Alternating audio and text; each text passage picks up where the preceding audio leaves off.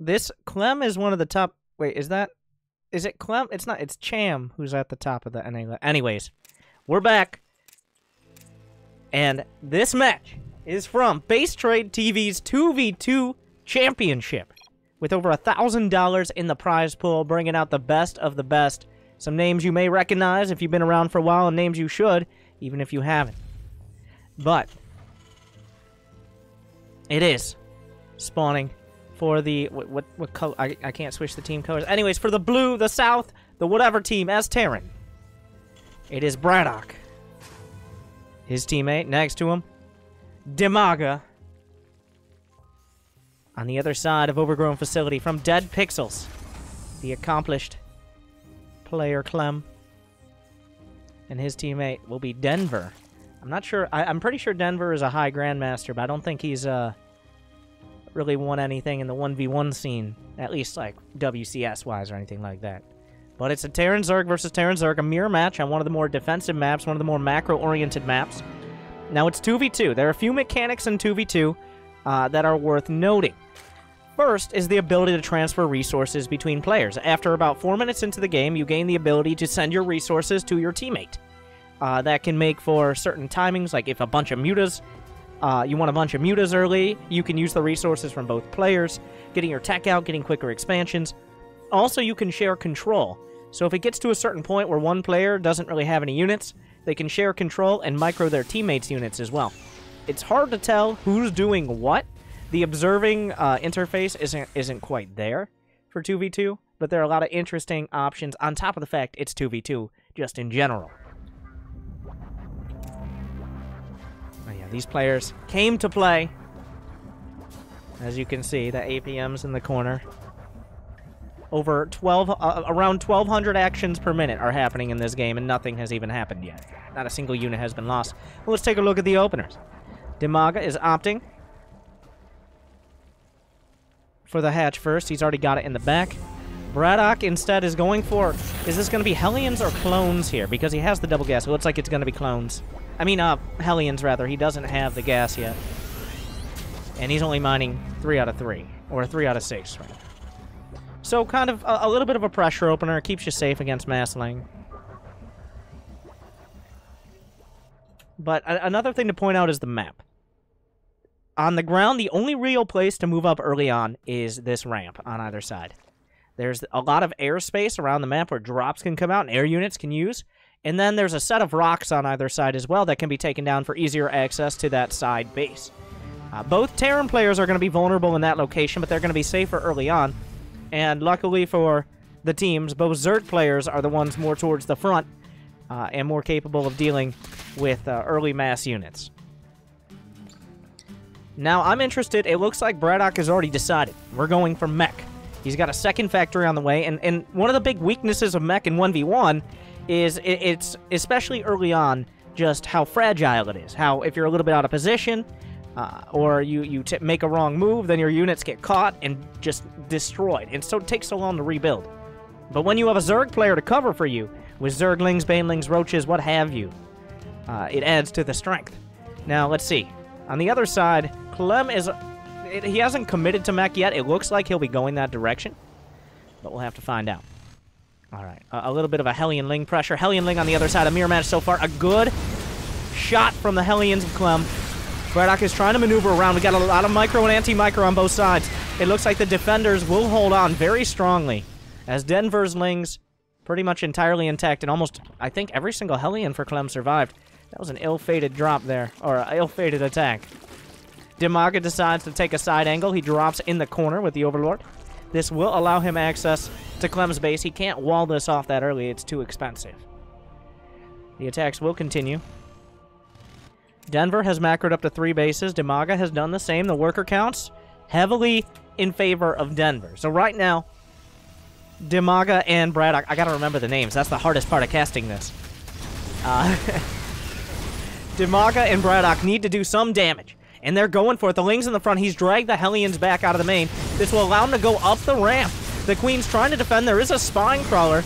Just the Hellions of Clem coming back to defend. There's no units here for Denver. Someone across the map, but he got so greedy with the drones, he's going to be losing a lot of them now. Clem coming up with his own Hellions, trying to deal with this, but the Hellion count is just far too high for Braddock, and he's going to be turning those tables. The Queens will come up, reinforcing Lings. We'll eventually be able to clean this up, but Denver has been brought down, well, he's at 38 drones now. He definitely lost some. It's hard to tell exactly how many. And Damaga's continuing to make units. They're continuing to pressure. Alright. In interest of making this easier on me, I'm going to take the name with the least syllables and call it That Team. So it's going to be Team Braddock and Team Clem. And that means Denver and Clem, and then Braddock and Damaga. It just makes it easier, because there are too many syllables and too many players, and it's all confusing, and I can't switch to team colors. Oh, but the Blue Flame Hellions are completed. Braddock just roasting all the Zerglings that were counterattacking. Denver losing track of it a little bit. But it looks like everybody's going to stabilize here. Braddock's still on those two. The Lings get on top of the siege tanks. With no Zerg to cover, this is getting more and more difficult. The Banshees are going to help out. Clem going to be able to hold on. Two Cyclones make their way in, but immediately trapped by Zerglings, will be locked in and knocked away. So right now, it's been looking like a lot of aggression out of Team Braddock. They have some economy to follow this up with, but the economic lead definitely goes to Team Clem, with Denver getting so many drones early, maintaining that defensive position, and then Clem's able to get his production online, and he's actually opting for the bio here. Continuing to make tanks because they're incredibly good at holding these more defensive positions, but he is going for the Marines and the Medivacs as the follow-up. This drone was a little ambitious. Braddock taking a third. Clem hasn't opted for it yet. The Banshee trying to get in, get some damage done. We'll get a couple pickoffs, but a Spore Crawler gives it the detection to drive it away. Hellions looking for an opportunity, keeping the creep spread back. Creep does work both ways. The speed bonus, doesn't matter whose creep it is, the speed bonus works for all Zerg units. But the creep tumors only give vision to one of the Zerg players. So that is the opportunity cost there. Another Ling drop coming in. The Overlord wasn't quite cleaned up, and Clem just keeps getting repeatedly stabbed in the back by a handful of Lings here. Looks like Denver liked that strategy, so he's going to use it himself. It looks like Braddock should be able to hold this down. Will this base be delayed? No, the command center finishes. So that means Team Braddock is going to be up a base here. The supply's still in favor of Team Clem. They're still okay. Denver looking at 61 drones, but Damaga's starting to catch up as well. A third base. Some Lings were already here from Denver to defect the Lings of Damaga. Nice shielding there. Defending Zerg with Zerg. Braddock shuts down the Overlord. It looks like Damaga's Dropper Lord is out of there as well. They will get a scout on this third base. That's a key point, especially, and also a scan. We'll catch some of these roaches coming out. He doesn't get a beat on all of the tech. Your allies being attacked. And of course Braddock uses Diva. Are you kidding me? Let's see what Clem uses.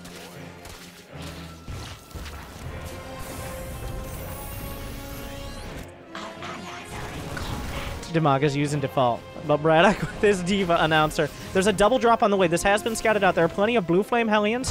Do they have +1? They don't, but it doesn't matter. There's no combat shields done yet. And that means it's way too easy to roast it up. He finishes off a medevac full of Marines.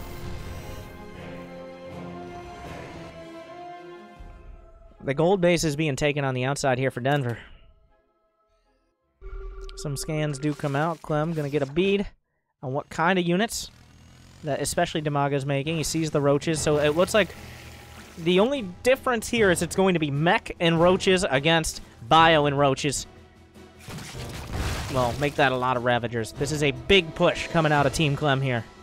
They're a little bit behind economically for now, and if you let mech go too long, it becomes incredibly strong, especially in 2v2, when you have Zerg units to cover.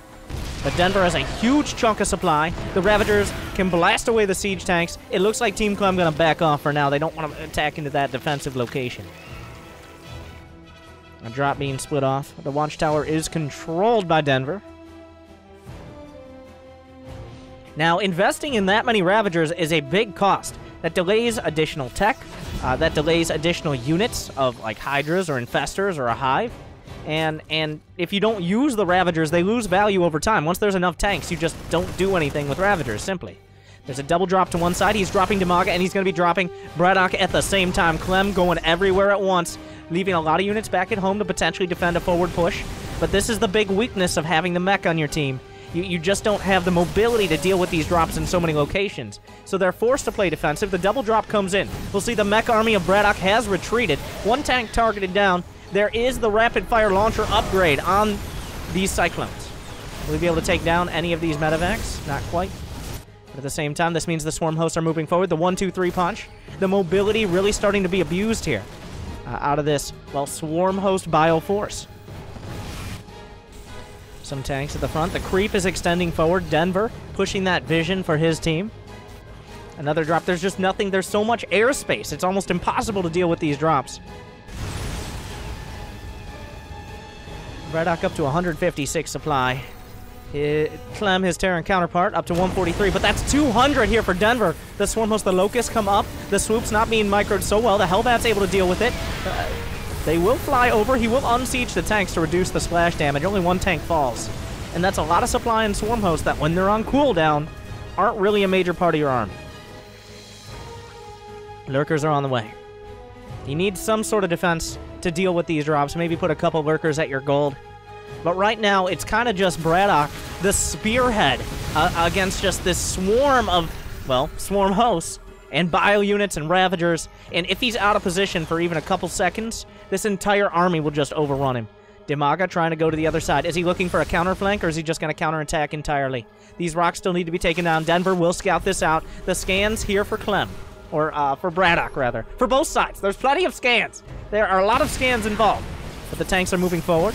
The Ravagers, it's a double-pronged attack. The Swarm Host from the side. They're going to be able to do incredible damage against the tanks. He's stimming up the ramp. The Hellbats taking a terrible toll, but it looks like Team Clem will be able to push through. At the same time, Dimaga is in Clem's main. He's in the heart of the Terran with the soul of the Swarm, and there is no way Clem's going to be producing any more units this game. At the same time, Braddock holds. He holds on the other side. The tanks weren't able to push forward. The Swarm Host didn't wipe out enough units. And that means he's going to be able to rebuild his economy essentially untouched, and now suddenly Dimaga is everywhere at once. Lurkers just slicing through everything. The economy here is gone for Clem. Dimaga with this decisive move. He left Braddock on his own to hold, and he held the high ground like a champion. Clem still has tanks out on the field. Those are vulnerable, but at the same time, Denver is counterattacking with 200 supply. He wants to take a page out of Dimaga's book, and Dimaga has a lot of supply on the other side. The Swarm Hosts have to come back to defend. There is detection here. The Locusts should help with the Lurkers pretty significantly. They are doing really good damage against the Ravagers, but with the Locusts, it looks like he may be able to clean this up. At the same time, Denver trying to do some economic damage to Dimaga. It looks like Braddock going to shield him from too much. But Clem is down to 56 supply. The combined supplies, 250 against 275. Dimaga's actually losing a lot of drones on the other side. He's down to 43. It looks like this will eventually be cleaned up.